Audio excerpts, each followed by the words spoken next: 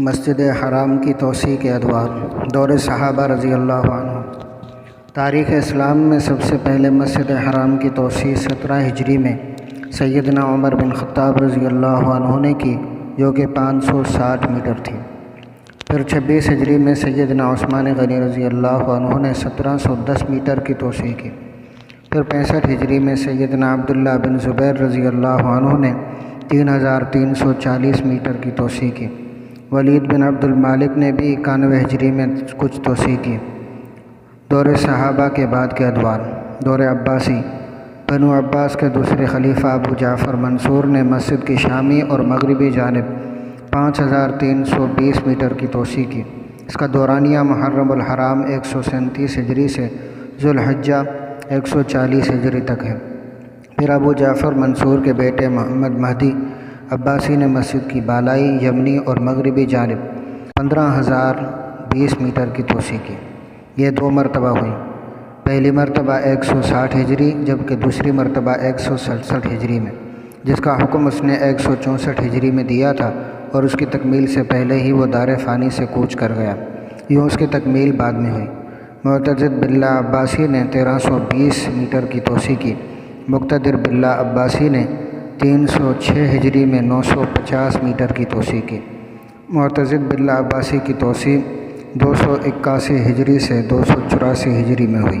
مصر کے بادشاہ سلطان برقوق کے دور میں 802 ہجری میں آگ لگنے کے بعد اس نے مسجد ازسر نو تعمیر کروائی، جبکہ سلطان سلیم نے چھت کی لکڑی خراب ہونے کی وجہ سے ازسر نو تعمیر کروائی۔ اس تعمیر کا آغاز 979 ہجری میں ہوا، جبکہ اختتام اس کے بیٹے سلطان مراد سوم کے دور میں 984 ہجری میں ہوا۔ سعودی توسیع حیران کن بات ہے کہ عباسی اور سعودی دور کے درمیان تقریباً 1069 برس تک 1 انچ کا اضافہ بھی نہ ہوا۔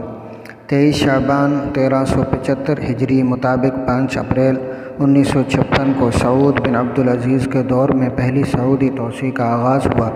یہ جنوبی طرف، مغربی طرف اور شمالی طرف کی گئی۔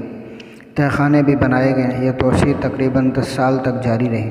اس کا ارادہ تو عبدالعزیز بن عبد الرحمن آل سعود نے کیا تھا، مگر 1953 میں وہ چل بسے۔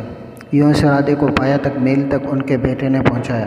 یہ پہلی سعودی توسیع 1,53,000 مربع میٹر کی گئی تھی۔ مسعی کی 2 منزلیں بھی بنائی گئیں۔ دوسری سعودی توسیع 1409 ہجری مطابق 1988 عیسوی میں شاہ فہد بن عبدالعزیز کے دور میں ہوئی۔ یہ توسیع 7,73,000 مربع میٹر کے رقبے پر مشتمل تھی۔ یہ توسیع 73,000 مربع میٹر کے رقبے پر مشتمل تھی۔ اس میں سابقہ توسیع کے اوپر تیسری منزل بنائی گئی۔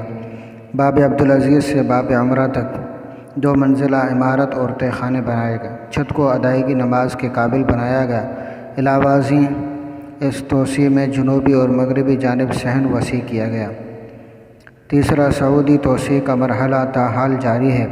کہا جاتا تھا کہ یہ توسیع 1444 ہجری تک مکمل ہو جائے، مگر چونکہ کرونا کی وجہ سے اس منصوبے کو روک دیا گیا، اس لیے دعا کرتے ہیں کہ اللہ اس کو بخیر و عافیت پایا تکمیل تک پہنچائے، آمین۔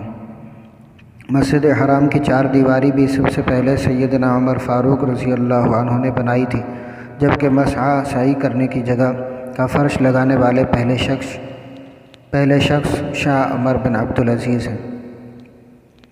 اللہ تعالیٰ سب کی محنت و خدمت کو قبول فرمائے اور ان کو جزائے خیر دے، اور ہم سب کو بالخصوص بچوں کا اسلام کے قارئین کو حرمین شریفین کی بار بار زیارت نصیب فرمائے، آمین۔